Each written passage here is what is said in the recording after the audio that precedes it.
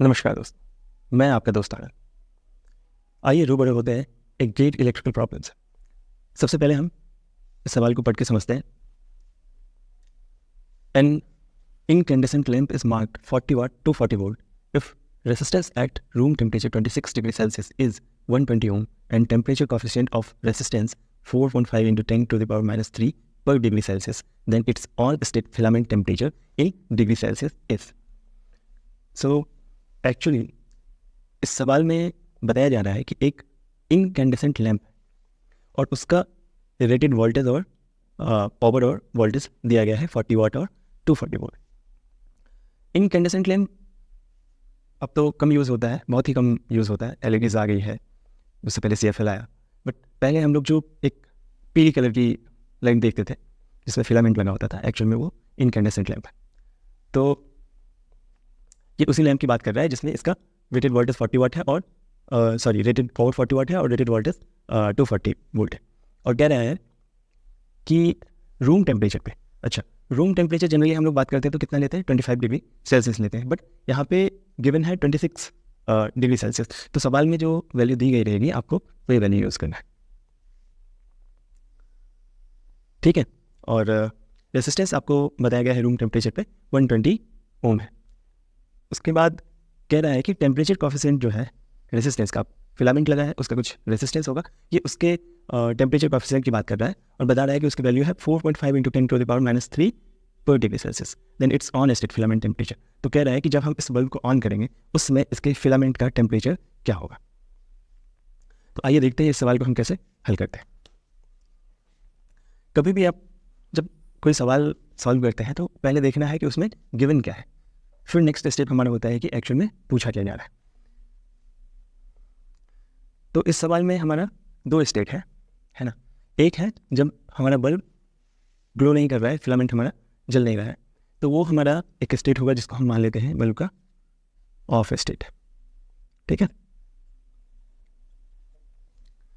Of state में हमारा given है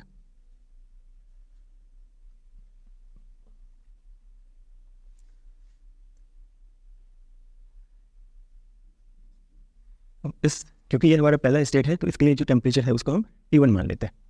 तो T1 जो है हमारा टेम्परेचर 26 डिग्री सेल्सियस दिया गया है और इसी के करस्पॉन्डिंग हमारा जो रेसिस्टेंस वैल्यू है वो दिया गया है, तो हम RT1 इसको मान लेते हैं और ये है हमारा 120 ओम। तो हम देखते हैं ऑन स्टेट में क्या क्या वैल्यूज़ गिवन है। ऑन स्टेट में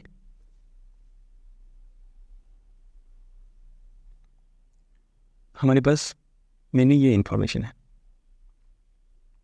पहला क्या है, P पावर कितना है 40 वाट और वोल्टेज हमको बताया गया है 240 वोल्ट। तो इसके हिसाब से इसका T2 एक टेम्परेचर होगा और RT2 इसका एक रेसिस्टेंस होगा। तो it's on state filament temperature यानी कि T2 जो है इसी को पूछा ही जा रहा है। RT2 हम देखते हैं कि क्या हम इस इंफॉर्मेशन से निकाल सकते हैं। तो आपको ये फॉर्मूलाज पता होंगे, P इक्वल्स टू VI होता है, इसी को हम लोग लिखते हैं V² बाय RP लिखते हैं, या P equals to I² RP। ये सारे फॉर्मूलाज एक ही। इस वजह से हमारे काम का फॉर्मूला कौन था, ये वाला। क्यों, क्योंकि वोल्टेज भी हमको पता है और पावर भी हमको पता है, तो दो वैल्यूज़ पता है, तो एक वैल्यू जो है रेसिस्टेंस को हम यहाँ से फाइंड आउट कर सकते हैं। तो RT2 निकालने के लिए हम अगर इस फॉर्मूला को यूज़ करेंगे तो R इधर आ जाएगा, तो ये क्या हो जाएगा V² अपन P। V² हमारा क्या है 240 का होल स्क्वायर अपन पावर हमारा क्या है 40 वाट। यहाँ तक क्लियर है। अब देखिए यहाँ से जब हम इसको सॉल्व करेंगे तो RT2 जो है हमारा निकल के आएगा 240 इंटू 240 अपन 40, जीरो कैंसिल आउट हो जाएगा, ये 6 हो जाएगा, ये 0,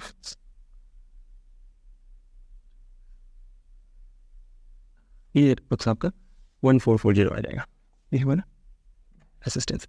तो फाइनली आपको RT2 भी मिल गया। अब सिर्फ T2 फाइंड आउट करना बाकी रह गया है, ठीक है।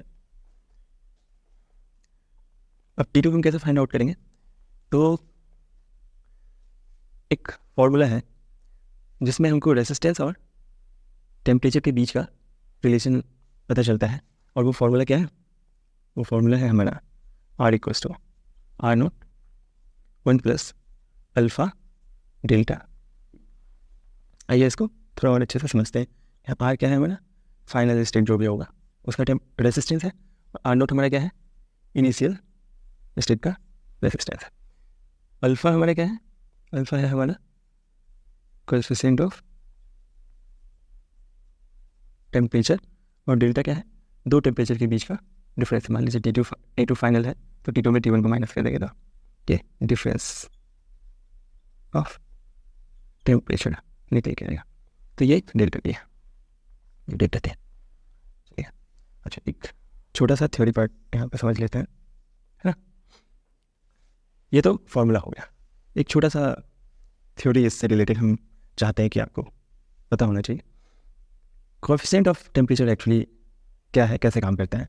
तो मेनली हमारे पास या तो कंडक्टर होता है, या इलेक्ट्रिकल सर्किट में हम लोग सेमीकंडक्टर यूज़ करते हैं। तो जनरली कंडक्टर का जो कोएफिशिएंट ऑफ टेम्परेचर होता है वो पॉजिटिव होता है, और जो सेमीकंडक्टर होता है उसका कोएफिशिएंट ऑफ टेम्परेचर नेगेटिव होता है। अभी जैसे कंडक्टर की बात करें, ठीक है, तो इसका अल्फ़ा जो है क्या होगा? पॉजिटिव होगा, और अल्फ़ा पॉजिटिव होगा तो टेम्परेचर अगर हमारा इंक्रीज करेगा तो रेसिस्टेंस भी हमारा इंक्रीज करेगा। एक एग्जांपल के लिए हम आपको बताते हैं, जैसे यहाँ जो फिलामेंट यूज़ हुआ है, जनरली जो इनकैंडेसेंट लैंप होता है उसमें जो फिलामेंट यूज़ होता है वो किसका बना होता है? टंगस्टन का। और यहाँ पे आपको जो वैल्यू दी गई है 4.5 × 10⁻³ पर डिग्री सेल्सियस, ये कोएफिशिएंट ऑफ टेम्परेचर जो है एक्चुअल में टंगस्टन का ही है। तो टंगस्टन का अल्फ़ा कितना होता है? ये होता है 4.5 × 10⁻³ पर डिग्री सेल्सियस। अब यहीं अगर हम सेमीकंडक्टर की बात करें तो सेमीकंडक्टर का अल्फ़ा क्या होगा? फिर टेम्परेचर अगर बढ़ेगा तो रेसिस्टेंस हमारा डाउन जाएगा, घटेगा। एग्जाम्पल के लिए आपको पता होगा सिलिकॉन क्या है? सिलिकॉन एक सेमीकंडक्टर है, और आप जब देखेंगे इसका कोएफिशिएंट ऑफ टेम्परेचर, तो इसका कोएफिशिएंट ऑफ टेम्परेचर अल्फ़ा जो है वो होता है -0.07 पर डिग्री सेल्सियस। मतलब कि इसमें पहले से माइनस साइन जुड़ा हुआ है। फॉर्मूला आपका सेम रहेगा। ये फॉर्मूला जो है सेम फॉर्मूला आप कंडक्टर के लिए भी यूज़ कर सकते हैं, सेमीकंडक्टर के लिए भी यूज़ कर सकते हैं। डिफरेंस कहाँ आएगा? डिफरेंस आएगा इसके वैल्यू में।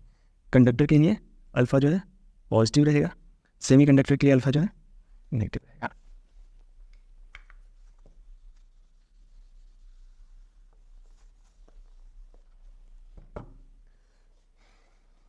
आइए अब हम अपना सवाल आगे सॉल्व करते हैं।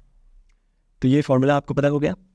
अब हमको फाइंड आउट क्या करना है? T2 फाइंड आउट करना है। तो हम अपने सारे वैल्यूज़ को इस फार्मूला में पुट करते हैं। हमारे जो फाइनल रेसिस्टेंस है वो क्या है? RT2। RT2 equals to initial हमारा जो रेसिस्टेंस है वो क्या है? RT1। हमारा अल्फ़ा अभी हम पुट करेंगे इसमें, थोड़ा सा और सिम्प्लीफाइड कर लेते हैं इस फार्मूला को। ये हो जाएगा T2 - T1। ये हमारा फार्मूला है जिसको हमको वैल्यूज़ पुट करके फाइंड आउट करना है RT और T2 का वैल्यू। ये हमको फाइंड आउट करना है। RT2 हमारा आया था 144 इंच। RT1 हमारा है 120 ओम है। 1 प्लस अल्फ़ा का वैल्यू गिवन है 4.5 × 10⁻³ यही T2 हमको फाइंड आउट करना है, एक्चुअली नहीं पता है। और T1 26 गिवन है रूम टेम्परेचर। आप इसको बहुत ही ईजिली सॉल्व कर सकते हैं। 120 से इसको डिवाइड करेंगे तो ये 12 टाइम्स में डिवाइड हो जाएगा। T2 - 26, ये जो है एक्चुअल में 12 - 1, और ये इसमें मल्टीप्लाइड था तो इधर आएगा तो इसको इतने से मिला 4.5, और ये 10⁻³ इसके अपॉन में है तो यहाँ पे क्या होगा? ऊपर जाके 10⁻³ हो जाएगा। आप जब इस पूरे इक्वेशन को सॉल्व करेंगे तो ये निकल के आएगा आपको 244 पॉइंट। यहाँ से T2 हमारा आ जाएगा 244 0.44 प्लस यहाँ -26 है, इधर जाएगा तो +26 हो जाएगा राइट साइड में। यहाँ से हमारा ये वैल्यूज जो है 44 तो रहेगा डेसिमल के बाद, ये 0 होगा, ये 7 हो जाएगा, ये 4 हो जाएगा। यहाँ से हमारा T2 जो है लगभग 2470 डिग्री सेल्सियस, यही हमारा ऑन स्टेट का टेम्परेचर है फिलामेंट। तो मैं उम्मीद करता हूँ कि ये पूरा प्रोसेस आपको समझ में आया होगा और ये सवाल आप इसलिए हम सॉल्व कर पाएँ।